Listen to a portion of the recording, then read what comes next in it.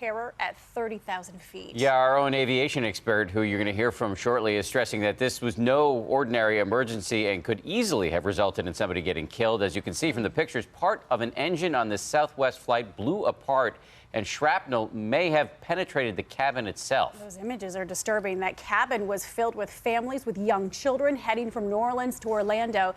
There was fear and confusion as the plane made an emergency landing.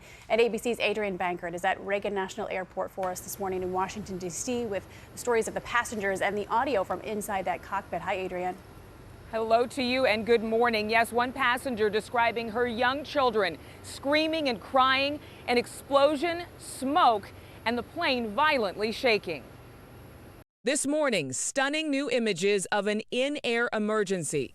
It sounded like an 18-wheeler tire blowing, and you sort of smelling smoke. The Southwest flight from New Orleans to Orlando suffering a catastrophic engine failure midair. Engine failure, lost number one engine, we're descending. Out of the 737's left windows, the 99 passengers on board had a clear view of the mangled engine housing as oxygen masks dropped from the ceiling. I looked out the window, I could see metal pieces flapping in the wind. Children were screaming and crying. In the cockpit, breathing heavily through their own oxygen masks, the pilots run through an emergency checklist.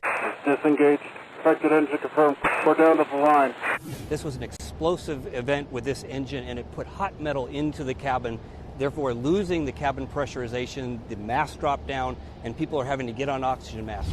The malfunction forcing the plane to divert to Pensacola, dropping over 20,000 feet in just 8 minutes. Our ears started popping pretty bad since we were going down pretty fast. So they're in an emergency descent. They're trying to take care of a sick engine and do this all the while making sure that the passengers are okay. The Boeing 737 landing safely in Pensacola only about 30 minutes after takeoff. Southwest writing in a statement, initial reports indicate there were no injuries among the 99 passengers and 5 crew members on board, adding it is cooperating with an NTSB investigation.